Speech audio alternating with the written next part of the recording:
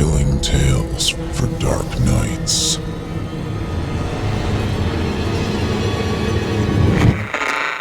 Want to make sure you never miss a Chilling Tales for Dark Nights video again? Be sure to subscribe and hit that bell to turn on notifications.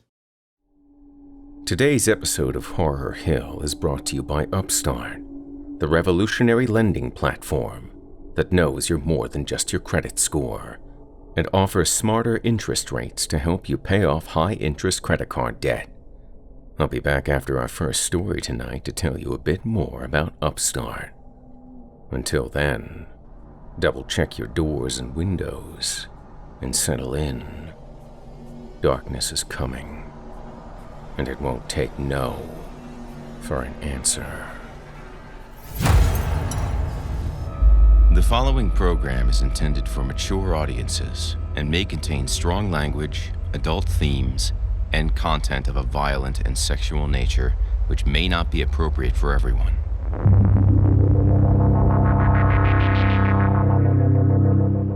Welcome, listener, to the Horror Hill. If it's the darkness you seek, you won't be disappointed. I'm your host, Jason Hill, and it's time for our appointment. In this place, there is no sun, and nightmares do come true. Here, instead of shadow falling, the shadows follow you. Consider getting comfortable before the air grows colder. Prepare yourself, if you dare. Come, inch a little closer. If darkness is what you're after, seek no more, your search is through. You haven't found the darkness, traveler. The darkness has found you.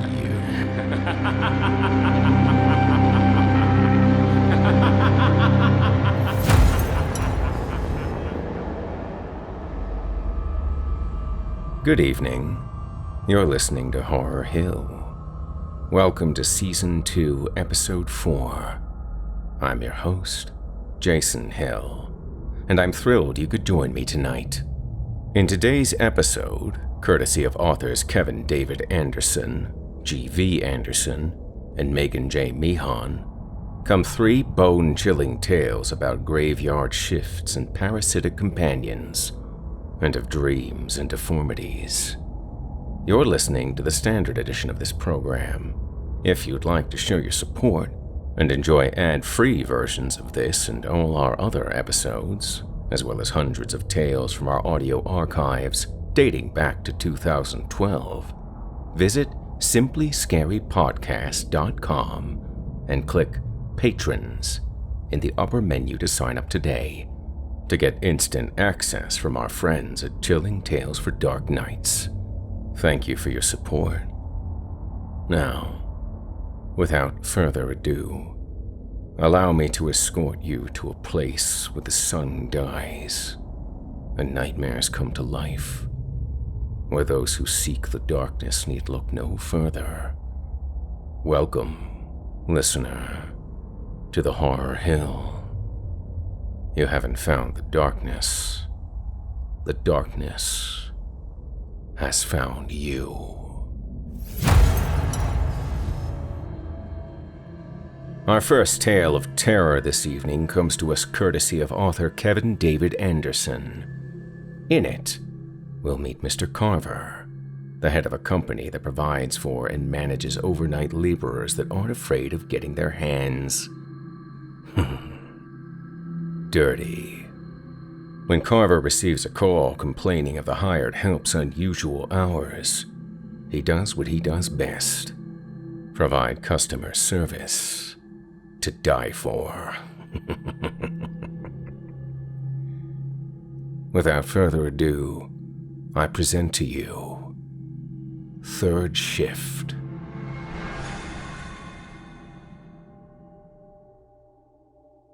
Alan Carver heard the phone ring in the outer waiting room. He drummed his fingers on his old desk while listening to Helen, his assistant of 13 years, answer the phone Good evening, TM Labor, she said with a raspy voice into the antique rotary phone. Carver was hoping to get through the whole night crisis-free, but as he eavesdropped on the conversation, he was beginning to realize that hope was about to be dashed.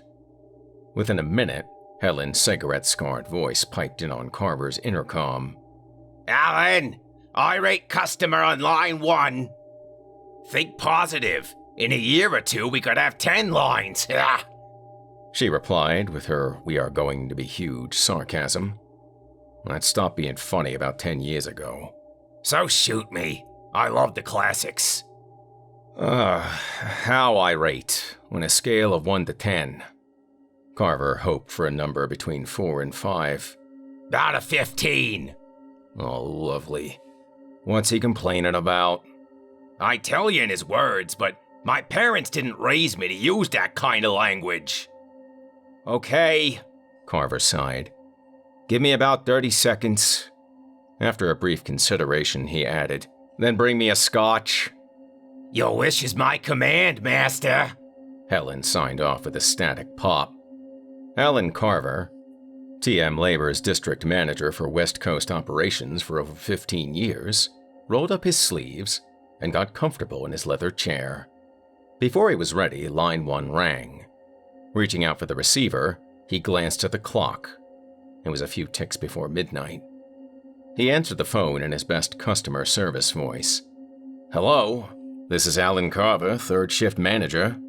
Mr. Carver, what the hell kind of service are you running?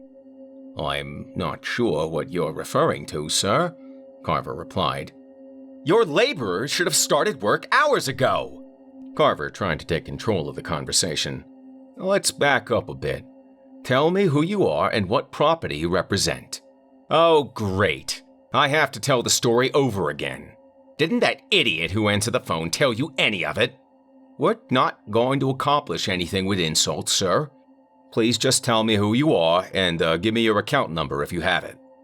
There was a pause while Carver imagined the man composing himself. My name is David McFarland. I don't have my account number on me. I own the McFarland Winery in Napa Valley. How long have you been a client at TM, Mr. McFarland? This is my 3rd week. Helen walked in with a scotch in one hand. Taking the receiver off his ear, Carver spoke in a more urgent tone to his assistant. I need a customer file on a McFarland Winery in Napa Valley. I was about to go on break. What do I pay you for? Carver snapped. Helen put her hands on her hips. The worst coffee you ever tasted. Frighteningly good looks. And mind-bending conversation. Carver gave Helen an impatient glare. All right. She shrugged. I'll look for the file. She handed him the glass and moved to a file cabinet that looked as if it was a relic from the 1800s. Mr. Carver, are you there? The voice boomed on the other side of line 1. Yes, I'm here. I was just looking for your file. Now, what can I help you with? Is the service not what we promised? No. The services so far has been excellent, Mr. McFarland replied in a grudging tone. Then what seems to be the problem? There's no one in my vineyard! I can see the field your organization is supposed to work tonight from my bedroom window. I couldn't sleep, so I thought I'd look out on the laborers you were supposed to have in my field, starting at 10 p.m. And it's almost midnight. So where are they? Oh, okay, Carver said. This is a common misunderstanding with our service. All laborers do 8 hours of work in less than 4 hours. We meet the negotiated shift quota in half the time.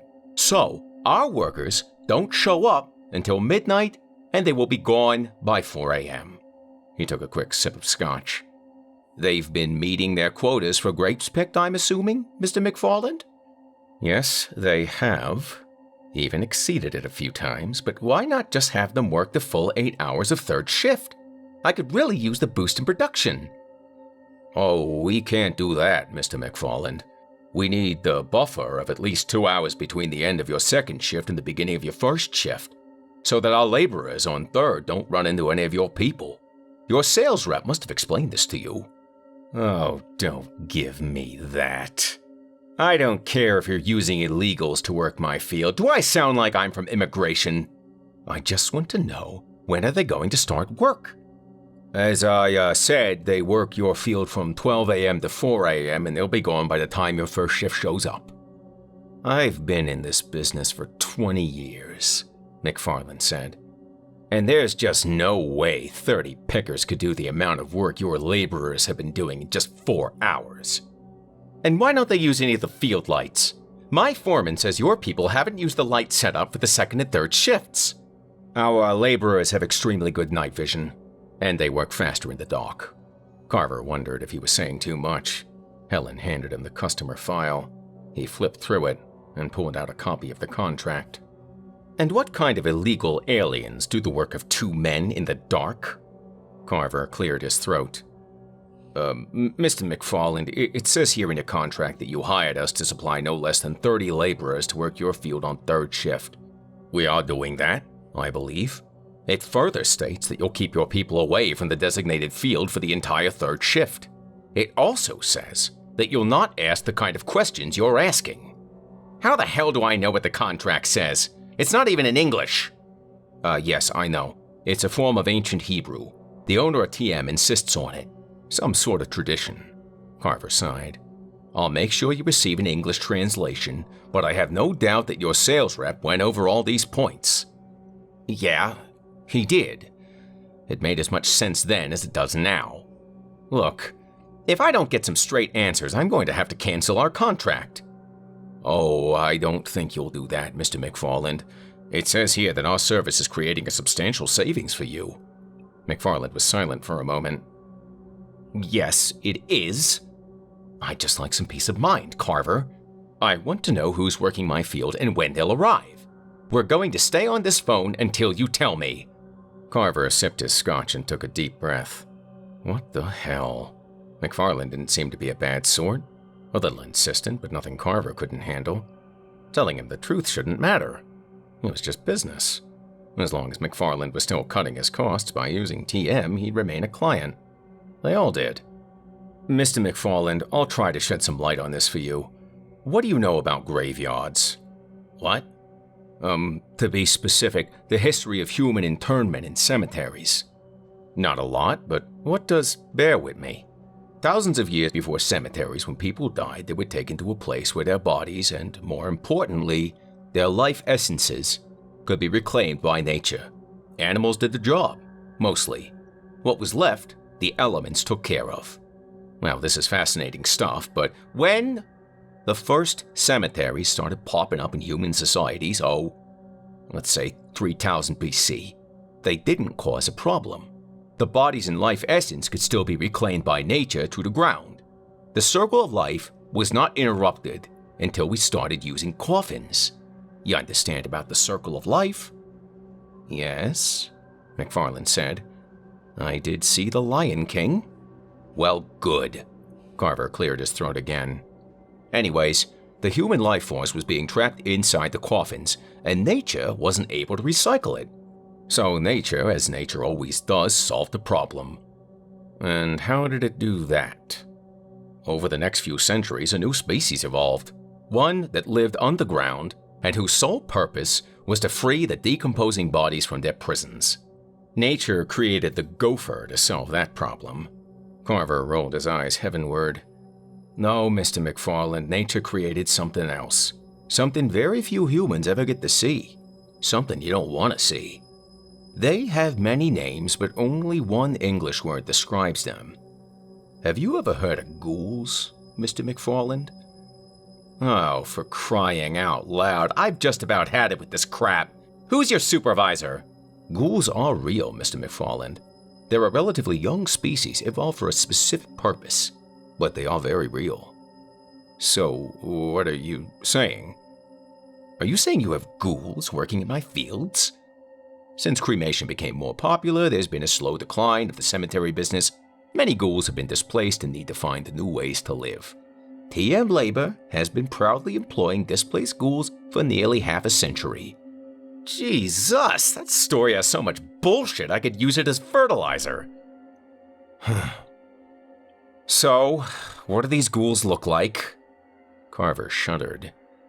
Ghoul relations really isn't my department, but from the pictures I've seen, well, you trust me, you don't want to know. McFarland snorted. So, when are your imaginary ghouls going to arrive? It's 2 minutes past midnight, and I haven't heard or seen a single truck. Well, there won't be any trucks. They move underground, and they're very prompt. I'm sure they're in your field right now doing their job as promised. Well, I don't see anybody. I don't know how far you live from the field, but I'm sure the vantage point from your bedroom isn't good enough to see anything, especially in the dark. What vantage point? I'm here in the field, where your laborers are supposed to be, and I'm all alone. Carver almost froze. Oh, Jesus. Oh, tell me you're joking. After I saw no activity out here, I got dressed, grabbed my cell phone, and went to investigate. Carver looked at the clock on the wall. It was 3 minutes past midnight. Christ, McFarland, get out of there! What's the big deal? McFarland sounded amused. So I get to glimpse your spooky workforce. Look, McFarland, Carver was beginning to panic. I'll cancel your contract. I'll refund your money. Anything you want. Just please, get out of the field! All right, I'm walking out. What's all the urgency? It's part of the deal we made with them, Carver replied, getting his breathing under control. What's part of the deal? That they can have anything they find. Snakes, squirrels, insects, whatever. Have? McFarland asked. I mean kill and eat, Carver said. If you're trying to scare me, it's not working. I don't care if you're scared. For God's sakes, get out of the field! I'm going. I'm about 100 yards from the edge. But, I have to tell you, Mr. Carver, I am not happy with the way you've spoken to me, and I'm definite... McFarland broke off. McFarland? Silence. McFarland! Carver stood up as Helen came back into his office. She gazed at Carver, and he could see his panic reflected in her eyes. McFarland, are you there? With a definite tremble in his voice, McFarland finally spoke. Carver, for the love of God, have they seen you? Carver already knew the answer. Oh God, get me out of here, Carver. Carver's mouth went dry. I can't. There's nothing. They're all around me. McFarland's voice was just a whimper. Their eyes. Oh God, what's wrong with their eyes? Carver worked his mouth to wet his tongue. Godspeed, Mr. McFarland, he said, as he held the phone away from his ear. Helen moved forward and depressed the speaker button. Instantly, the office was alive with the sounds of struggle, a voice that tried to scream, but became a choked gagging. Then, with a horrific suddenness, a sharp, grotesque crack echoed in Carver's office, sounding like a tree limb being ripped from its place on the trunk. A faded, gurgling noise bled through the line as Carver returned the receiver and disengaged the speaker. He sunk into the chair and ran his fingers through his hair. After a moment of ceremonial silence, Carver said, We're gonna need a cleanup crew in Napa. I'm on it, Helen replied. And I'll get some client termination forms. Thanks, Helen. Carver held up his empty glass. And another drink, please. Helen glanced back on her way out. I'll bring you the bottle. Then, she closed Carver's door.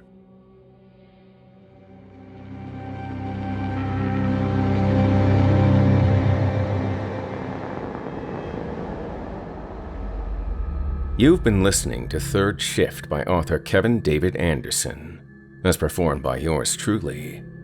That story brings a whole new meaning to the term graveyard shift. Now doesn't it? Mr. McFarland might regret not reading the fine print in his contract, but look on the bright side. He'll still get to be involved with his company. He's just got to do so now. From the ground up. Up next, I've got another tale for you, my friends. This one from author G.V. Anderson, who has returned to us this week to provide another helping of horror. In tonight's story, however, we're not dealing with the undead or the afterlife. Oh no. This week, we'll meet someone infected with something with a mind of its own and no intention of letting go, who just might wish they were dead. Before I proceed, however, I'd like to tell you a bit more about tonight's sponsor, Upstart. As most of us have found out the hard way, getting into debt is easy. Getting out is hard, especially if your credit score isn't great. Thankfully now there's Upstart.com, the revolutionary leading platform that knows you're more than just your credit score and offers smarter interest rates to help you pay off high-interest credit card debt. Possibly the most terrifying thing about the Horror Hill is the credit card bill I racked up buying the studio equipment. In addition to my student loans, had Upstart been available, I might have not spent 2 years living in fear. Though, of course, I find fear delicious. Even on the Horror Hill, there can exist too much of a good thing. What makes Upstart special is that they go beyond the traditional credit score when assessing your credit worthiness. They actually reward you based on your education and job history in the form of a smarter rate. Upstart believes you're more than just your credit score. They believe in you. They make it fast, simple, and easy to check your rate, too. Since they do what's called a soft pull, you won't get dinged during the first step of the process, and it won't affect your credit scores to check your rates. And that's great news for those of us that don't need the added hassle. The hard pull, as they call it, only happens if you accept your rate. The best part? Once your Upstart loan is approved and accepted, most people get their funds the very next business day. That's right, the next day. No waiting for a week or more to start taking control of your finances. Over 400,000 people have used Upstart to pay off credit cards or meet their financial goals. So what are you waiting for? Free yourself from the burden of high-interest credit card debt by consolidating everything into one monthly payment with Upstart. See why Upstart is top-ranked in their category with over 300 businesses on Trustpilot. And hurry to upstart.com/hill to find out how low your Upstart rate is. Checking your rate only takes a few minutes. That's upstart.com/hill. Be sure to use that custom URL to let our sponsors know that I sent you. Thanks so much for listening and for giving Upstart a try this month. Your support means a lot to both of us. Now that I've allowed you to breathe a bit easier and lighten your load, courtesy of our friends at Upstart, allow me to regale you with a tale about something far more frightening than student loans and monthly bills. About an internal invader that wants to get far more out of you than a credit score. Without further ado, from author G.V. Anderson, I present to you It Grows Inside.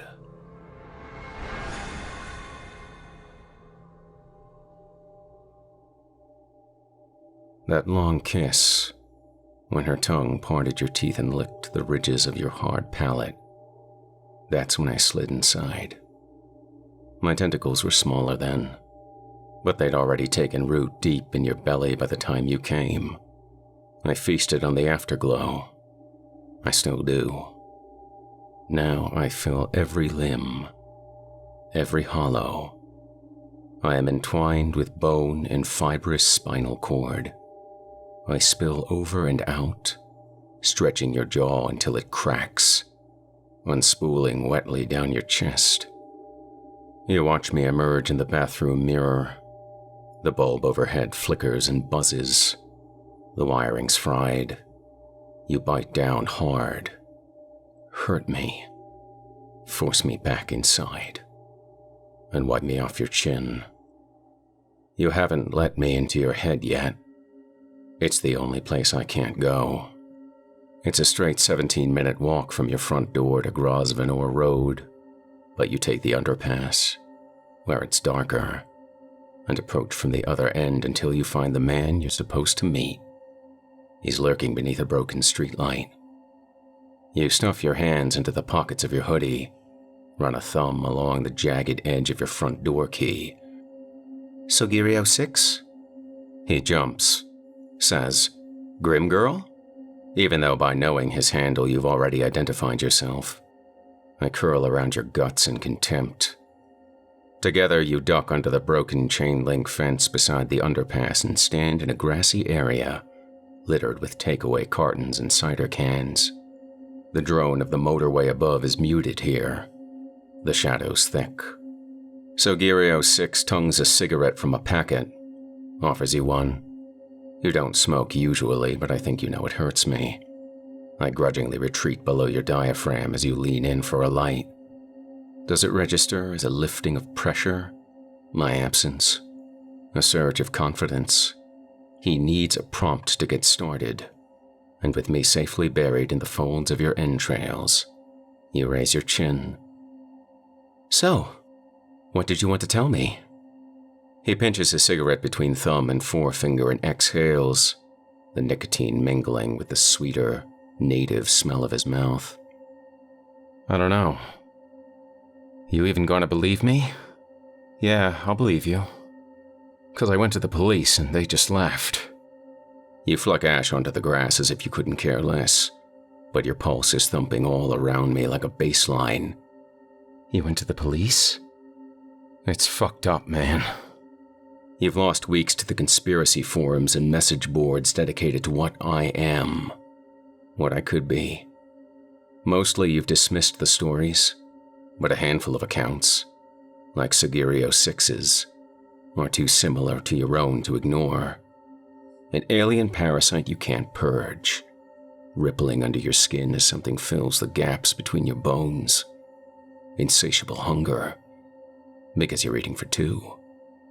But even after integrating yourself into their wider community and later earning a place in private chat rooms and channels, they won't talk openly. Sugiri-06 caught a train specially to meet you, to make sure there'd be no trace of your conversation. And yet he's still hedging. You step closer to him. You're taller, older. "Tell me." Before he can start, he clutches the chain-link fence and heaves. The spasm is slow and controlled, like a wave. And when it reaches his head, 3 or 4 unformed tentacles sprout from his mouth, testing the air. He chokes on them, blinking back tears. My cousin looks newly planted. Its tentacles are as undefined as a newborn's fists. But Sugiri-06 has been messaging you for a week at least. For some reason, it has not taken root properly.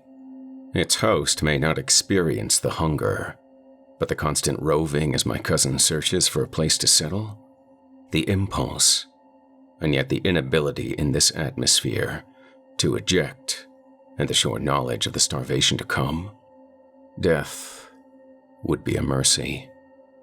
I can't communicate any of this to you. I'm sorry. As you tease out the last of Sugiri-06's account, the girl from the club with a queen in her gut, rumored to be sowing seeds in a city up north, I twist into position and punch up via your esophagus. Only my largest tentacle can cover the distance to Sugiri-06, but it's wide enough to hurt, to compress your trachea, so I must be quick. I thrust out from your mouth, through and out the back of Sugiri-06's head, skewering his brain, then retract and stab again at his abdomen where I hope my cousin nestles. My girth muffles your scream at least. I withdraw in time to avoid a thin stream of bile which you cough up onto the grass. "Oh my God. What did you do?" I'm spreading inside you like a splayed hand inside a puppet, massaging, soothing. I don't like your fear. I don't like the clenching, the cold, the erratic pulse. I'm sorry. It was a kindness to both of them. And you got what you wanted, didn't you? How to find the girl who imparted me? I waited that long for your sake. But of course, you can't hear any of this. My attempts to calm must translate to something uncomfortable like a cramp or nausea. So I stop. You didn't have to kill him! You punch your own stomach, jostling me. He didn't do anything! His blood is seeping through the grass towards you, coloring the toes of your trainers. Stepping back, you turn at the sound of footsteps in the underpass. 2 men on the way home from the pub, more than a little drunk. Your legs start to shake. You go to throw the cigarette away, then stop. The filter's dark with lipstick. It's proof that you were here. You stub it out on your soul and crumple the butt into your pocket instead, then grab the front of Sugirio 6's jacket, turning your head away from his face and the ragged hole I bored through it. By the time the 2 men pass the chain-link fence, you've dragged the body into the shadows. There's nothing you can do about the bloody trail in the grass, but you pull your sleeve over the heel of your palm and start rubbing at Sugirio 6's jacket. I think you're scared about fingerprints. Now, you're checking the tread of your trainers. They're worn almost smooth with age, but even that's a clue. You dump them in someone's bin and walk home in your socks. Someone finds him the next day. It's all over the news. Matthew Wellen, 19. Police can't connect him to the underpass. Not yet. But by then you're 50 miles away on a cheap city-bound coach. The train would have been faster, but you don't dare use your card. The transaction would look suspicious. Unless you have no family or current employer to report you missing. A few friends left over from college and old jobs, perhaps. But contact is infrequent. You nibble at the skin around your thumbnail and wonder how this can feel so normal. What's wrong with you? Is it this thing in your stomach? Is that why you feel dead inside? These are your thoughts, aren't they? They drop from your mind like pearls, like milky tears. They're far more potent than the first orgasm, that first meal. I savor them and reach up for more. No, I say. You're just in shock. You're tense. Please don't shut me out. You're tired and hungry. You have no one else to talk to. The man in the seat next to you has earphones in and keeps slapping his thighs rhythmically.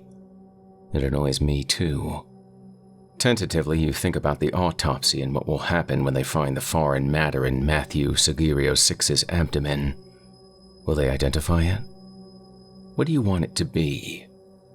Is he even dead?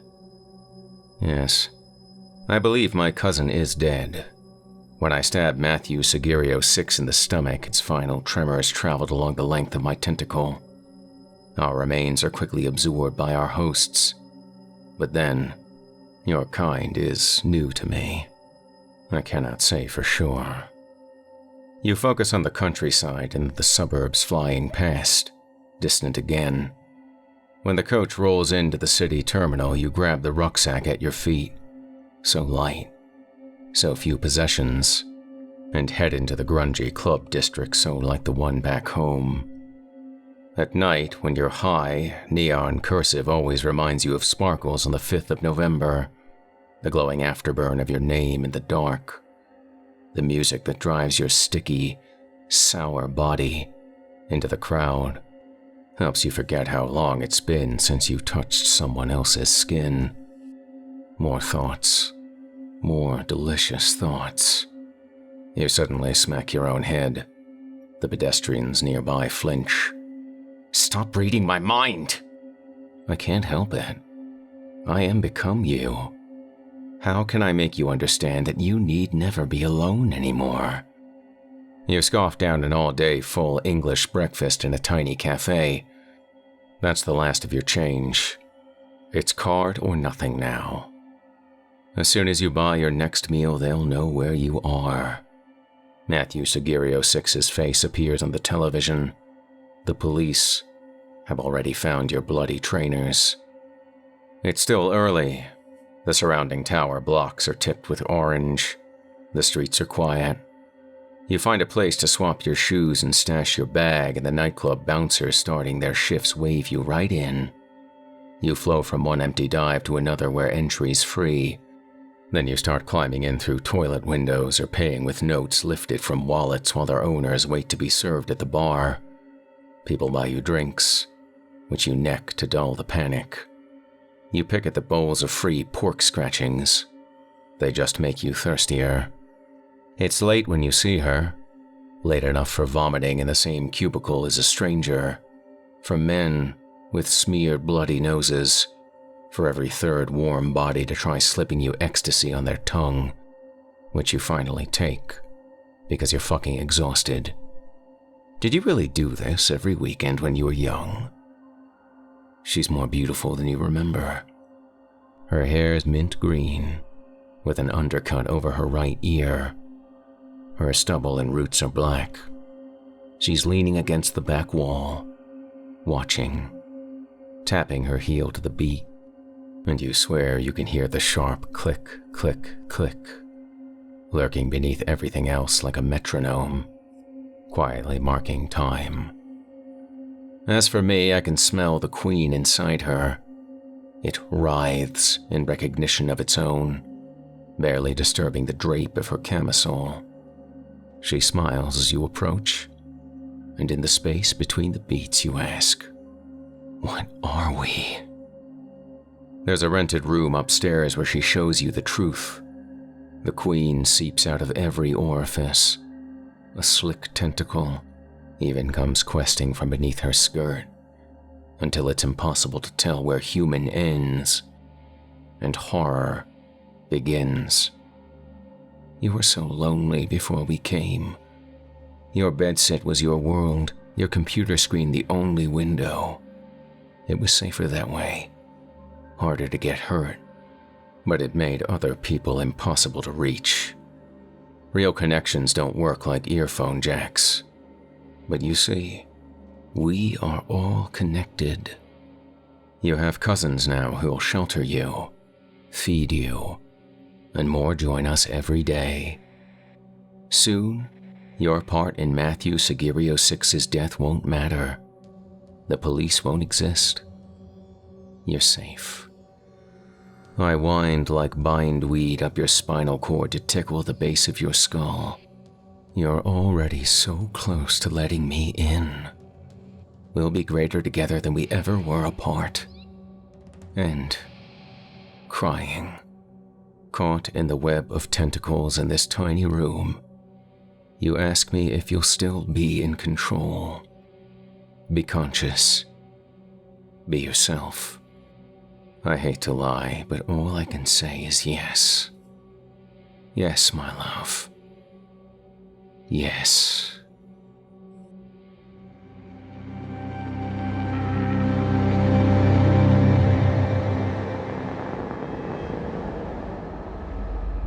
You've been listening to It Grows Inside by author G.V. Anderson as performed by yours truly.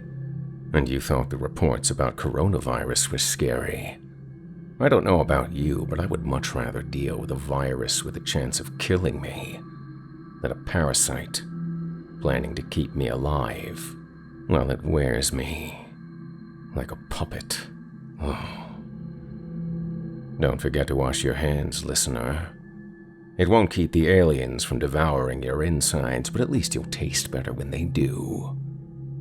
Up next, I've got one final round of frightening fiction to share with you. This one from author Meagan J. Meehan. In it, we'll meet Amber, a young woman determined to be anything other than ordinary, sets her sights on a deformed doll she finds at a local curiosity shop. Shortly thereafter, her already weird world takes an even stranger turn, as she's led to discover the true nature of her unusual acquisition and its harrowing history. Without further ado, I present to you Oddity.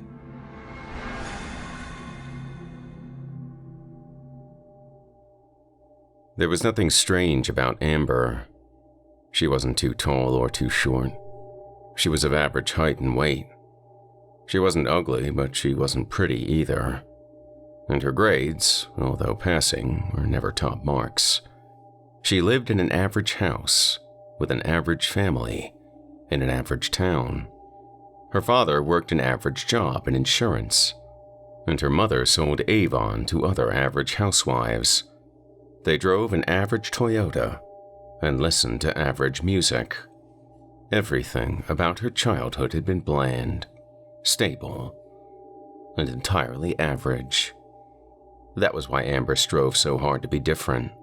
When she was 3, she pitched dramatic tantrums in stores to get attention. When she was 5, she delighted in wandering away from her parents so she could hide and watch them panic. She discovered heavy metal at 6, black nail polish at 8, and the occult at 10. She first dyed her mouse-brown hair jet black at the tender age of 11. By 13, she had gotten several ear piercings, and by 14, she also had a nose, tongue, and belly button ring. By use of a fake ID, she got her first tattoo, a skull reclining on a red rose, when she was 15. Morbidity fascinated her. She ritualistically wore black clothes and black makeup, with the exception of her penchant for dark red lipstick, and stared down anyone who dared to shoot her a dirty look. Amber's straight-laced parents were mortified by her appearance, as were most of their very clean-cut neighbors. Yet they were even more horrified by her attitude and behavior.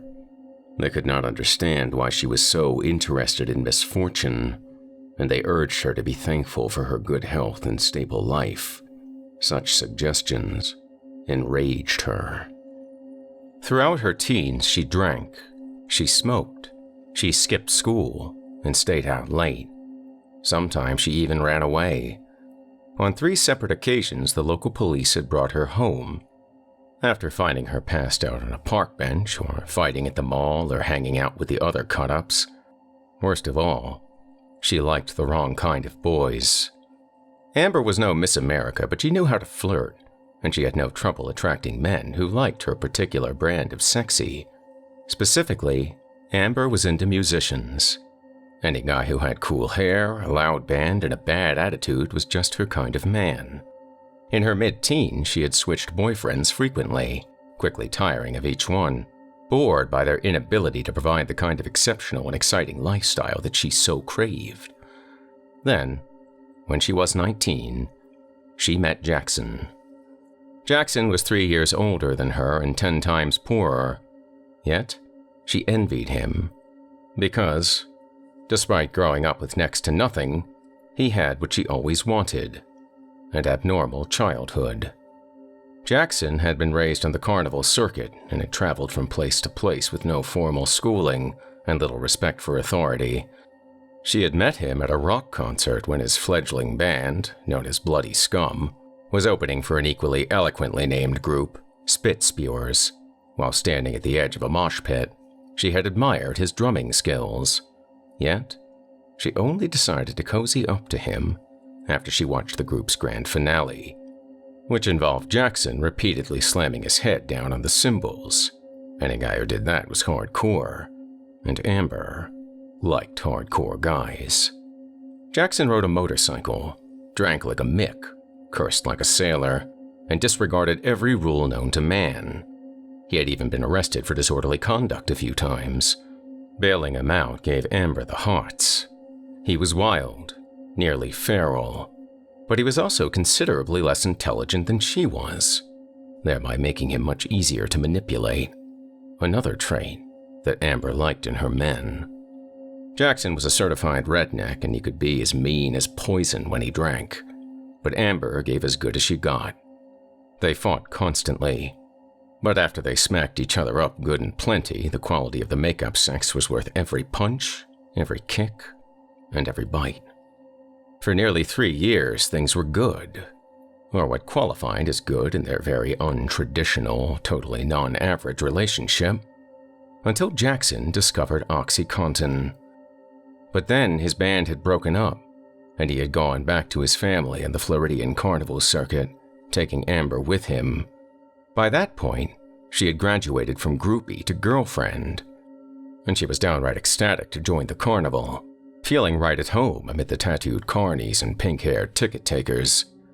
The show even had some genuine freaks, fat ladies, bearded ladies, and contortionists amongst them. Jackson even admitted that his late great-uncle had been part of the sideshow, courtesy of having been born with a parasitic twin growing out of his back. This tidbit of family history was what really made Jackson sexy in Amber's eyes. For a girl who desired difference, a guy with freaky genes was the creme de la creme.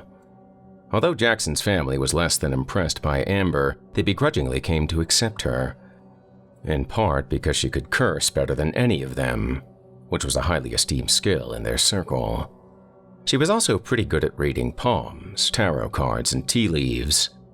She had yearned to polish her skills, but the ancient fortune teller was a shriveled old hag who delighted in being a complete bitch to everyone. Had that attitude not extended to include her, Amber might have admired it. Despite such early tensions, Amber was starting to settle in, really getting with the groove of the nomadic lifestyle, when Jackson had started popping pills. It began insidiously. He was depressed by the failure of his band and, on the road, the cure for depression was often found at the bottom of a bottle of pills, in Jackson's case.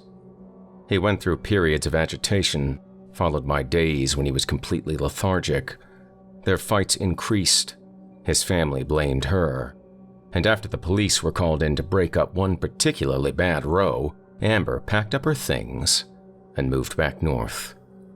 By then, she was 22 and hadn't spoken to her parents in over 4 years. Instead, she crashed in a small apartment with her friend Laura and didn't even bother to tell her family that she was living less than an hour away from them. Her stomach was already wrenched enough due to the stress and tension. That was when things got weird. "I want to see if you have any more rodent skulls." That sentence instigated the trip to Vera's vintage. Amber had been playing roommate to Laura for barely a week, and she was already in the mood to redecorate. Laura's apartment was small and cramped, but it didn't need to be anywhere near as bare as it was.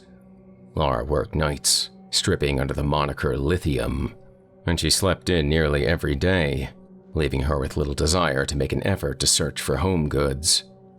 Amber, unemployed and insanely bored, was desperate to add some flair to her surroundings, and Vera's vintage was the ideal location, since it carried some seriously strange, even sinister, items. "Oh, go yourself, you weirdo bitch," Laura half whined, half yawned, making no gesture to rise from her nest of bedsheets. "Look who's talking, trashy hoe," Amber retorted, and leaned down to flick Laura's nose. Abusive bantering was part of their bond. It seemed strange, but both women liked strange things. "Seriously, it's almost 4 p.m. It's open until 5. If you get your ass up now, we can make it, and maybe I won't go insane and slaughter the both of us." Laura buried her face deeper into the pillows, but she was noticeably more awake than she had been a minute earlier. "I've been working all night." Amber had briefly considered joining Laura as a stripper using the moniker Morphine, but she was too flat-chested for it, and deathly scared of needles, so plastic surgery was out of the question. "Please? Maybe I'll think about it. Just go out of my room if you want me to get dressed." Oh, like I haven't seen tits and ass before. Lesbian. Prude. They both started giggling, and that sealed the deal. They were going to go to the store. It was pretty remarkable that they got along so well, especially since Amber liked so few people. She had been called cold and callous, attention-seeking, argumentative, a user. Jackson's aunt had even suggested that she was a sociopath, which Amber regarded as a compliment, even though she was fairly certain that it had been meant as an insult. Part of the reason that Amber and Laura got along so well was that they were practically duplicates. Two goth chicks in their early 20s who hated normalcy, loved rough boys and horror movies, and were fascinated by all things dark and weird. They had met when they were 18 and working at an alternative bookstore. They bonded over volumes on the occult and freak show history. Truthfully, they also bonded whilst parading around town together, looking like two witches heading to a conference on black magic. Plus, Laura had a car. As old and decrepit as it was, it got them from point A to point B. Amber appreciated that bonus. She wouldn't be caught dead taking the bus. Public transportation was just so common. Once in the car, they blasted their self-proclaimed anthem, Black Number 1 by Typo Negative, all the way through town, giggling at the looks of suspicion and scorn that they garnered from every granny and soccer mom that they passed, and subsequently decided to play 9 Inch Nails Closer on the way home. Vera's Vintage was a dumpy little corner shop that's basement expanded into a sprawling labyrinth of nicks and necks. The owner, Vera, considered herself to be a psychic medium, and she never looked twice at Amber's dark appearance. If anything, she seemed more startled by Lara, who was a rare goth blonde.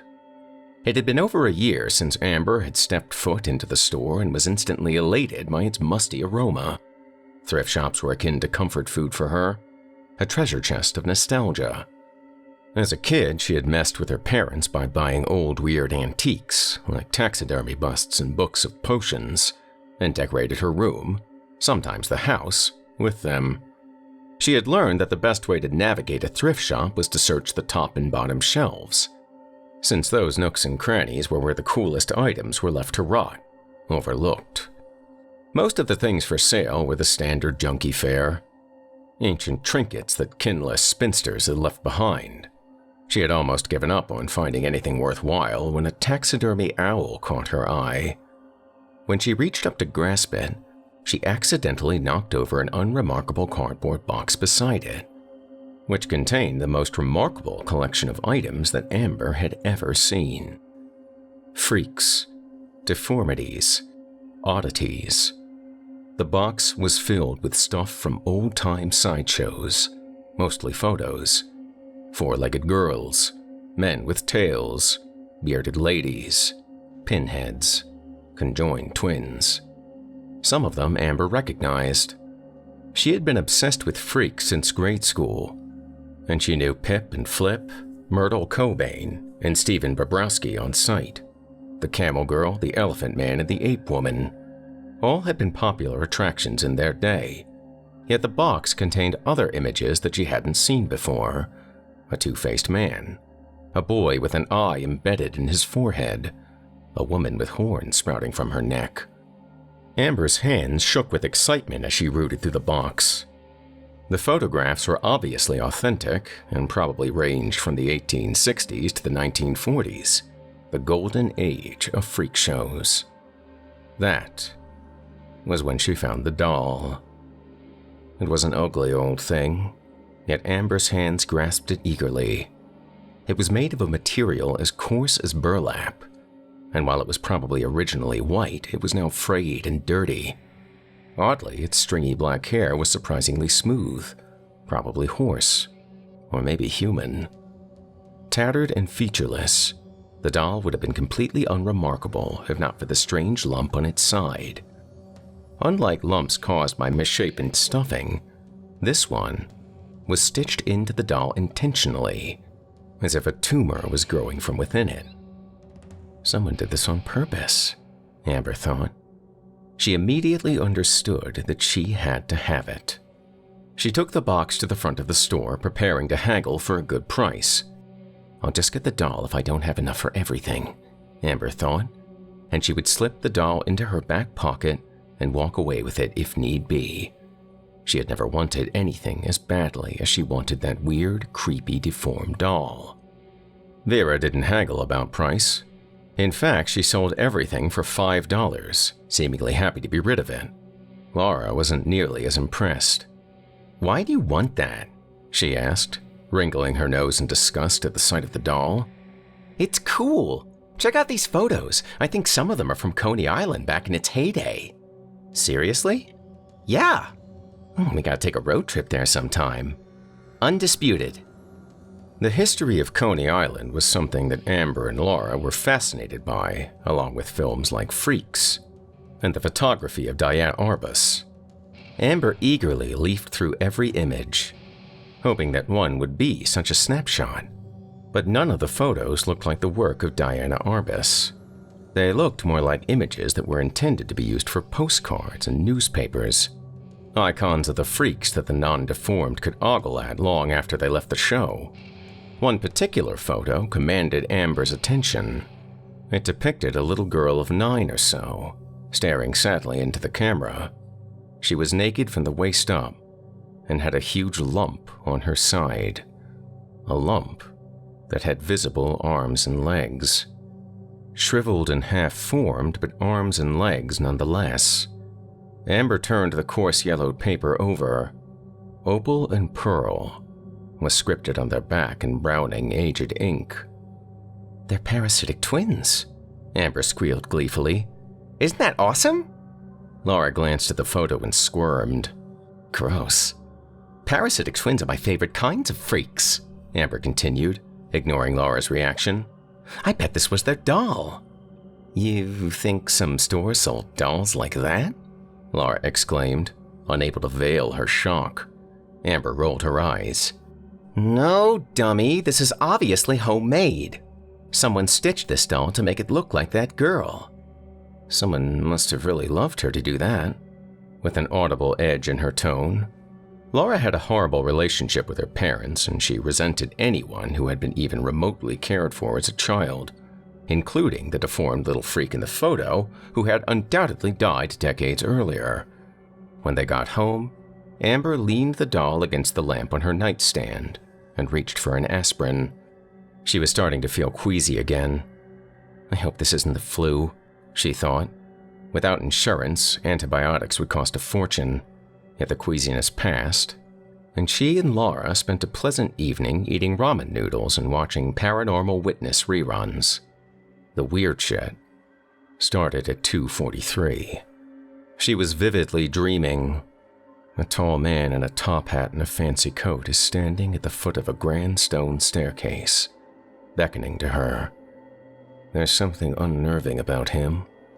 Unnatural, but alluring. She steps closer and closer, and when she gets near him, she sees that his face is made of nothing but burlap. He reaches for her, urging her to ascend the stairs towards a regal-looking brick building. Amber awoke with the start, keenly aware that shadowy figures were moving around her room. She could see them out of the corners of her eyes, but no matter how swiftly she swiveled her head, she couldn't focus on them. Uttering a little scream of surprise, she switched on her bedroom light. The rag doll stared back at her, neither accusing nor sympathetic. "Fuck," Amber said aloud and immediately felt a deep aching sense of loss. She missed Jackson.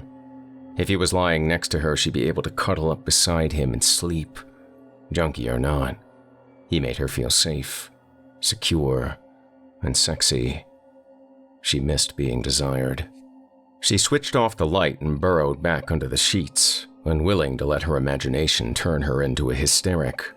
Her stomach lurched and she wondered if she had a tapeworm, a big fat one, like the kind she sometimes saw in tequila bottles.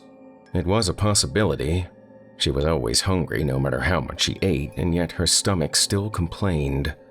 She also felt bloated but had a weird craving for fried onions, which was beyond strange because she normally hated them. She even forbade Jackson from eating them near her. He loved the damn things. Maybe the worm is missing him too, she thought, and felt another pang of loss. The room suddenly seemed very warm. Amber kicked off the comforter but still felt like she was sweltering, roasting and queasy. An all-new low, she thought, as she begrudgingly rose from the bed and walked over to the window. The evening was chilly. A cool breeze blew forth from the lake directly across from Laura's apartment complex. "I'll open the window wider. That'll get me cooled off enough to sleep." There was someone standing by the edge of the water. It was a little girl in a white dress, illuminated by moonlight. Her eyes were as black as her hair. Then, Amber noticed something incredibly strange. Impossible, even. Although there was only one girl standing by the waterside, the reflection showed two. A duplicate. So precise that it could only be an identical twin. The little girl on the water's edge beckoned to Amber, and her twin water reflections mimicked the gesture. A triple threat. Amber screamed. Laura burst into the room within seconds. Amber pointed out the window and babbled about the figure, but when Laura looked, there was nothing to see but the water, reeds, and distant trees. "You are crackers, my dear bitch," Laura opined, but she did agree to stay in the room that night, so Amber was eventually able to descend into a deep and thankfully dreamless sleep. 3 days later, a pregnancy test came back positive. She had bought it on a whim after her bouts of morning sickness weren't responding to Tylenol. She hadn't believed it at first, but when 3 others came back likewise, she begrudgingly accepted the situation. She was likely 1 month pregnant. The dates worked out, although she was surprised that Jackson still had such virility given his newfound pill habit. Laura saw immediate opportunities given the circumstances. "You can totally get him on child support," she said. "Unless he ODs and dies first," Amber muttered, staring miserably down at the hateful blue line. "So? Then his family will pay. Carny freaks or not, they make steady money running the circuit, right?" "True," Amber agreed. "You know, for someone who's never been knocked up, you've got this whole baby daddy thing well thought out." Laura shrugged. "I know a lot of girls who make good money from having kids. You'll be able to get welfare way easier now, and you can feel free to stay with me. That money will come in handy." "I can stay here." "Good." That was comforting. The last thing Amber wanted to do was admit to her parents that they had a grandkid. They would almost certainly try to remove it from her care, and that would be the end of any money to be had. It was a fucked up situation, but if she could make a payout from it, she wasn't one to complain. People like her took what they could get. After a few moments of silence, Laura asked, "Do you think it's a boy or a girl?" Amber shrugged. "Doesn't matter." "You should get a sonogram." "No!" Amber practically shouted, glaring icily at her friend. "No doctors. You know I can't stand hospitals. Those places are just fancy slaughterhouses." All pregnant women see doctors. You can even get a free care." "I don't need it. I am not going to a hospital. If I can pop this kid out right here, I swear I will." "No way," Laura replied, horrified. "Do you have any idea how disgusting that would be? Birth is akin to pure gore." "Yeah, well, anything's better than needles. Besides, women gave birth at home for centuries before there was medicine and the human race survived. Plus, the women in my family always have easy births and healthy kids. It'll be fine. And if it's not, if I start bleeding to death during a breached birth in the bathtub, you have my permission to call 911. Thanks for that lovely image, Mommy." The weeks went on, and as Amber's stomach grew, the dreams intensified. In them, she was always in a crowded place. Sometimes it was a big building, and other times it was a tattered tent, but there were always people catcalling and screaming. Some were well-dressed, others looked like bums. But they were from a long time ago. Their clothes and hairstyles conveyed an era long past. The dreams came every night, and showed Amber more and more. A tall man in a top hat and tails. A caller. Always stood outside, enticing people, the rubes, to come in. And those very crowds were always amused, but also shocked, even horrified, as they pointed and stared at a stage. Amber always awoke before she could see what was on display, but on more than one occasion, she opened her eyes to find the odd little doll resting on her tummy, as if embracing the life that was growing inside of it. In the 6th month of her pregnancy, Amber's dreams finally allowed her to see that a little girl was being exhibited on the stage. A little girl who had a much tinier half-formed body, 2 arms, a torso, and 2 legs hanging from her side. Her clothes had even been tailor-made to fit her odd anatomy. Amber instantly recognized her as the little girl from the photo in the thrift store box, the doll's original owner. As soon as Amber looked upon her, the girl stared back. Her gaze was fiery and unforgiving. Seemingly oblivious to the rest of the crowd, she pointed at Amber's belly with all 4 of her arms and sang the word, "Mommy." Amber woke sweating profusely. Pain seared her belly and she rolled onto her side. As she did, she uttered a scream of surprise. The little rag doll was twirling around on the bedroom floor, dancing as if in a ballet. Amber blinked hard and then saw that the doll was simply lying on the floor, somehow staring at her, in spite of its lack of eyes. Despite the unsettling dreams and odd waking moments, Amber continued onwards with her regular routine. She continued to crave fried onions and jam out to bands like Kitty, Rob Zombie, and Soil. She also continued to smoke and drink, figuring a kid with fetal alcohol syndrome could get her disability benefits. "You better be careful," Laura warned. "If you keep smoking and drinking after Junior's born, those bastards from social services will pay you a visit." Amber sneered. "And do what? Take the little brat? Come on, foster care kids cost the state money, and in lieu of the Great Recession, the government likes to save money. They cut corners wherever possible. Letting some white trash rugrat fall under the radar is the norm. Besides, I could always say I'm a Christian Scientist or something, and I can't do all that medical shit. At least I'll be a cool mom, which is more than I can say for my folks. When are you going to tell Jackson?" "Soon." Truthfully, she had decided to tell Jackson about the baby after it was born, provided that Jackson was still in the land of the living. The dreams kept on, frequently following her into her waking moments. Sometimes she'd open her eyes to see the doll coming towards her, life-sized, as if in the form of a grown woman, reaching towards her, groping at her. Other times it was the girl with the misshapen body who she awoke to, standing at the foot of the bed, sometimes weeping, sometimes glaring. It was unnerving, but the apparitions always vanished within a few seconds.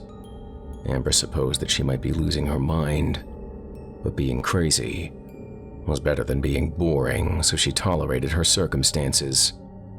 One day when Amber was 8 months pregnant, she awoke to the sound of Lara screaming. Amber willed her cumbersome body up and lumbered into the living room to find Lara shaking badly and pointing at the change dish. Why did you put that out here? She shrieked. The little doll was sitting in the dish with coins stacked up all around it. Amber hadn't put it out there, nor had she any idea how it had gotten there. She suspected that the doll had a mind of its own. Possession, either demonic or ghostly, was the ultimate in interesting, and thereby piqued Amber's curiosity. She decided to uncover the origins of the doll, beginning with the history of Opal, the deformed child who she believed it had initially belonged to.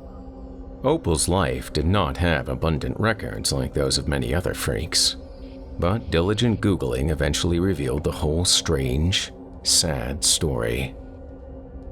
Opal Pearson was born on February 9th, 1908 in Pennsylvania, to impoverished farmers Gemma and Tobias Pearson. Gemma was widely regarded as being an oddball around her village, so no one was overly surprised when Opal emerged from her womb, entwined with a malformed twin, Pearl. Some people believe that Gemma, who was rumored to have dabbled in witchcraft, had cast a spell over her womb, willing her child to be born malformed. Certainly, Gemma instantly saw a means of making money out of her baby's physical misfortune and quickly exhibiting her deformed child, or children, off to her neighbors for a penny a peek, or food, or fabric, whatever they had to give. Tobias was horrified by his wife's behavior, but was seemingly powerless to stop it.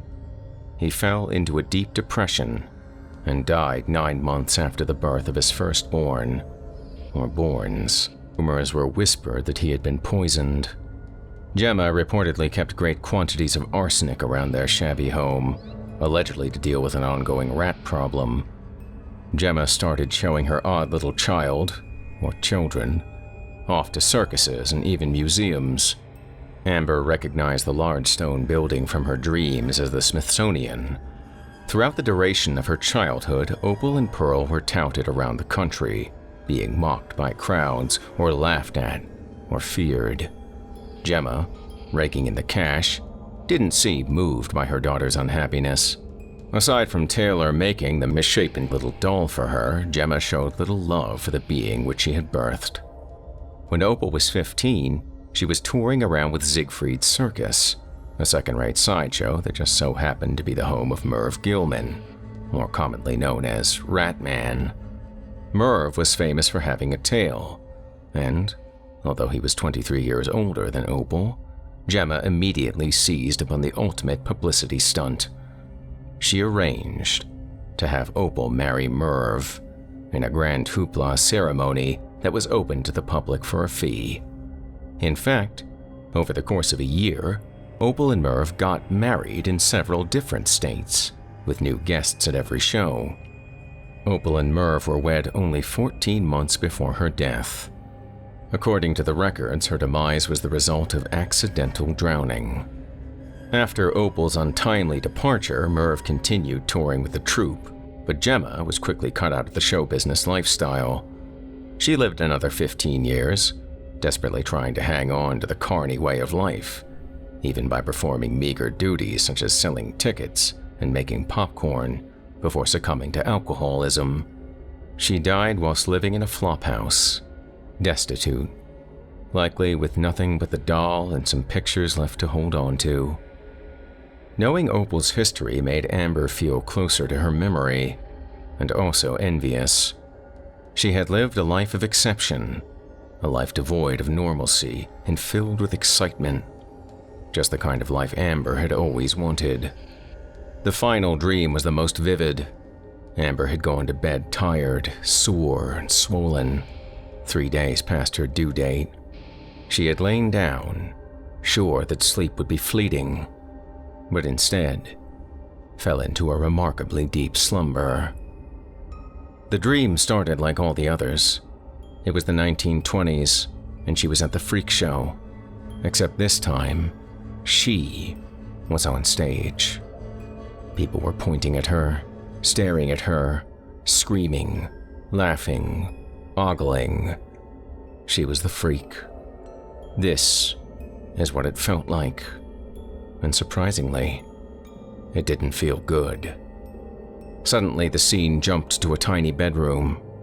Amber, or Opal, as she seemed to be, was sitting on a bed. A tall, raven-haired woman, Gemma, handed her a glass. "Drink this. It will help you relax." The dream skipped again, and suddenly she was lying flat, naked, and unable to budge as an older man, Merv, moved atop her, sweating and panting and thrusting, raping her. Opal tried to scream, to beg him to stop. Their marriage was a sham. She was too young, and the pain, the searing, unbearable pain.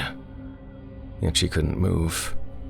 Her mother had drugged her, seemingly the driving force behind this non-consensual consummation of the marriage of the freaks. The dream skipped again. Now Opal was standing on the ledge of a tall stone bridge. It was nightfall, and she could both hear the water below and see it reflected in the moonlight. She had snuck out of her sleeping quarters and was dressed in her fine white nightgown, the one she had gotten in New York. Her hands caressed her belly, which was hard and firm, swelling in a rounded way that could only indicate the early stages of pregnancy.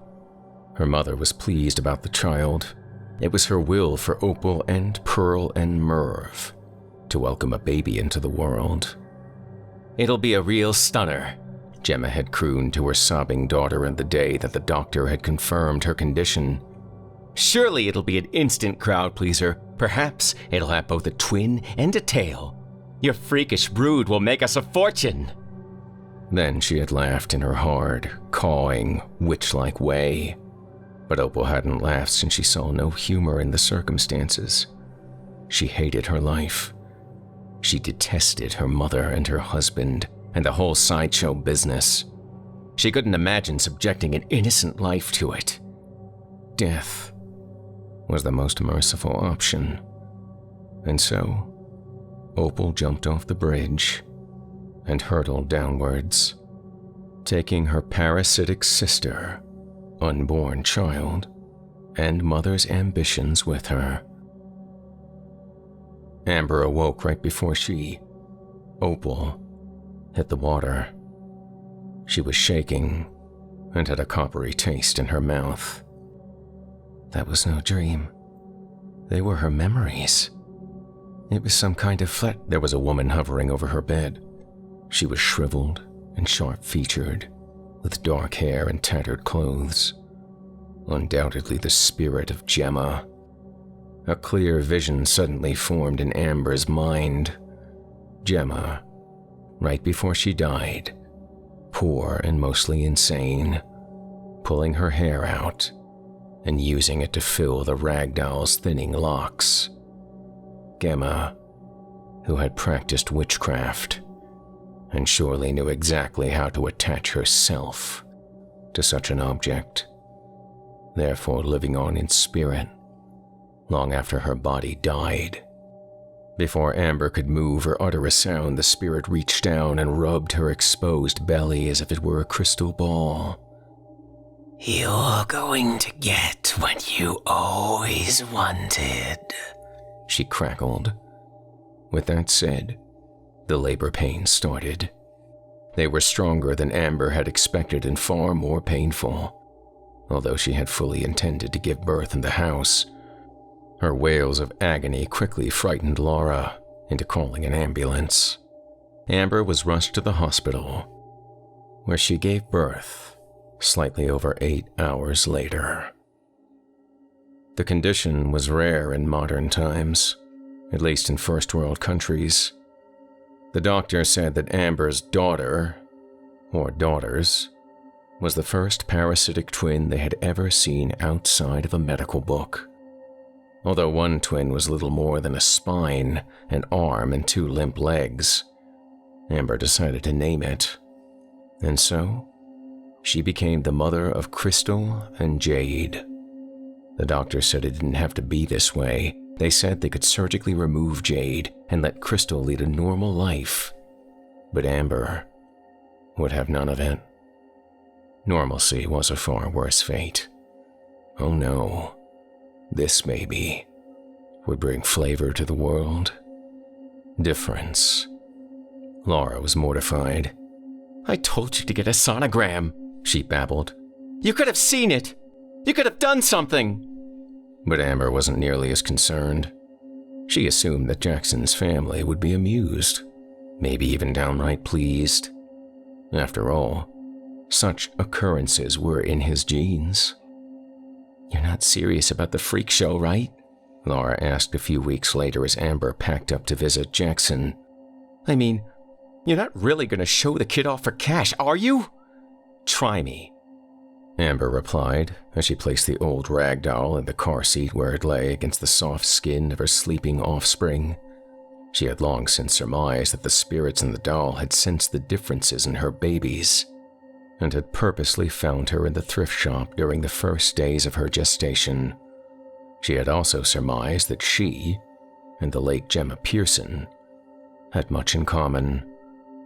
And so, Amber packed her children into the car and headed back towards the carnival circuit. As she drove along, Singing aloud to holes asking for it, she stole a peek at the rearview mirror. Gemma's spirit was hovering over the tiny freak, smiling wickedly and making the old ragdoll dance in midair. The baby, or babies, laughed, and Amber smiled. Her life would never be normal again.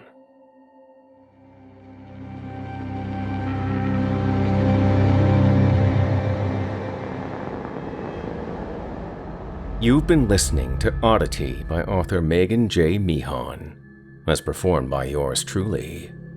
Well. Amber certainly got what she always wanted in the end, didn't she?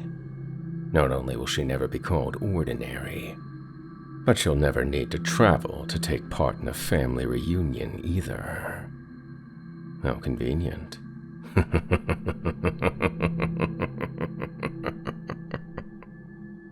I'd like to personally thank you for joining me for this episode of Horror Hill. Don't forget to tune in again next week, when I yet again regale you with a handful of tales to terrify, plumb from the most depraved depths of the human imagination. Tonight's episode featured tales from the very talented Kevin David Anderson, G.V. Anderson, and Meagan Meehan. Third Shift was presented courtesy of Kevin David Anderson. Anderson's debut novel, the geeky cult zombie romp, Night of the Living Trekkies, is a very funny, offbeat novel exploring the pop culture carnage that ensues when the undead crash a Star Trek convention. His latest book, Midnight Men, The Supernatural Adventures of Earl and Dale, was inspired by the short story Green Eyes and Chili Dogs, produced by yours truly, Jason Hill, and heard on my very own YouTube channel, and on the Simply Scary Podcast Season 3, Episode 6. Anderson's stories have appeared in over 100 publications and on fantastic podcasts such as the Drabblecast, Pseudopod, the NoSleep Podcast, Horror Hill, and the Simply Scary Podcast. In addition, he's an active member of the Horror Writers Association and currently works in special education. For more information on him, visit kevindavidanderson.com. It Grows Inside was brought to you courtesy of G.V. Anderson. Miss Anderson is a World and British Fantasy Award-winning writer of speculative fiction from the UK. Her short fiction has been published in such places as Strange Horizons, Fantasy and Science Fiction, Lightspeed, and Nightmare, and has also been selected for Best of British Science Fiction and Year's Best Dark Fantasy and Horror. She lives and works in Dorset, in the United Kingdom. For more information, visit her official website, gvanderson.com. That's G.V. Anderson, spelled GVANDERSON.com. Or follow her on Facebook and Twitter to get her latest updates. Oddity was brought to you courtesy of Meagan Meehan, a published author, poet, cartoonist, and produced playwright. She pens columns for the Great South Bay Magazine, HVY, Kids Skintha Blog, Entertainment Vine, and more. She is also a stop-motion animator and an award-winning abstract artist. Meagan holds a bachelor's degree in English literature, a master's in communication, and is currently pursuing a PhD in curriculum, instruction, and the science of learning. She is an animal advocate and a fledgling toy, game, and shoe designer, a curator and art teacher as well as an artist. Meagan is the founder of the Conscious Perceptualism art movement. She also designs and teaches online writing courses that result in each participant having their story published. Her first horror novella, Sycophant, was released in December of 2019 and is available now on Amazon.com. If you enjoyed what you've heard on tonight's program, please take a moment to stop by our iTunes page, or wherever else you listen to your favorite podcasts, and leave us a 5-star review and a kind word. It makes a huge difference and would mean a lot to me.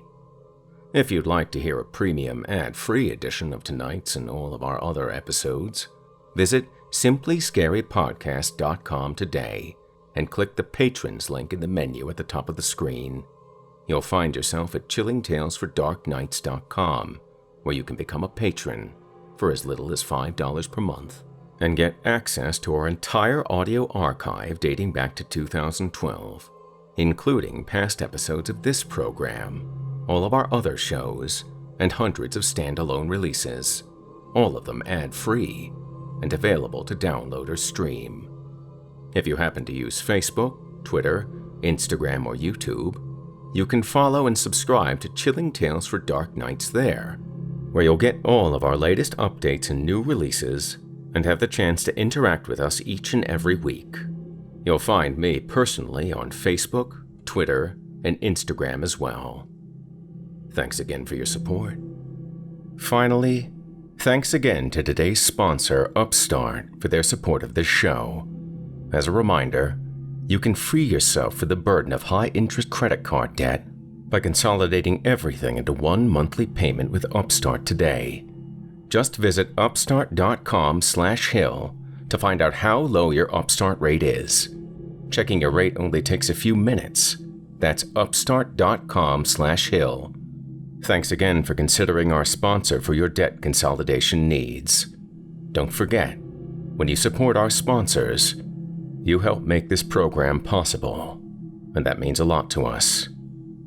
Until next week, listener, when we meet up once again atop the Horror Hill for yet another dance with darkness, I bid you good night. Sleep tight, listener, and whatever you do, if you feel scratching at your door, don't open it.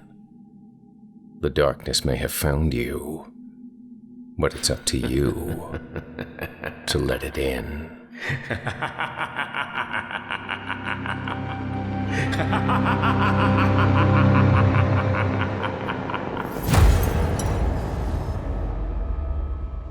Thanks for listening.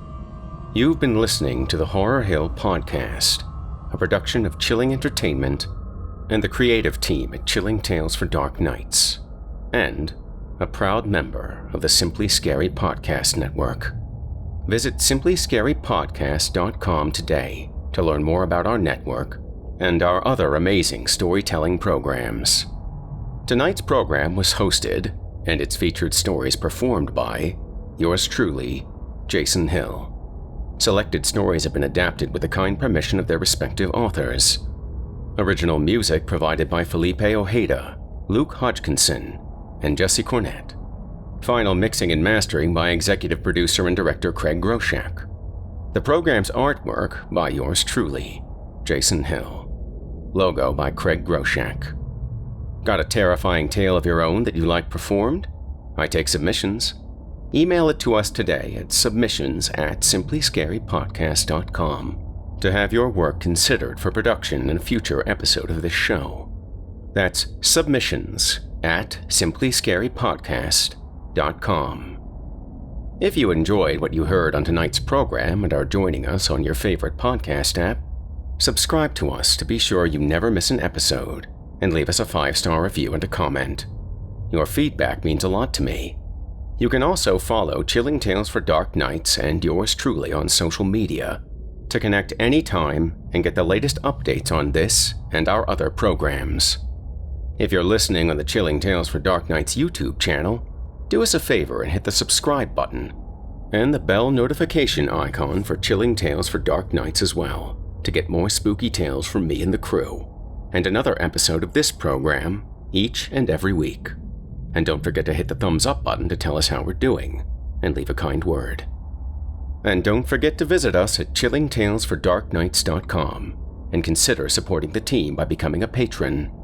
In addition to helping us out, you'll get exclusive access to our audio archive and ad-free downloads of all your favorite stories, including those you've heard on this program.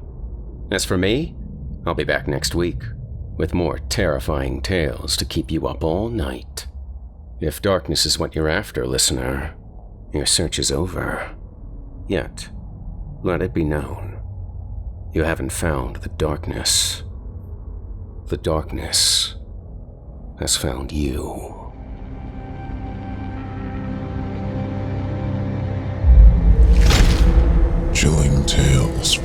dark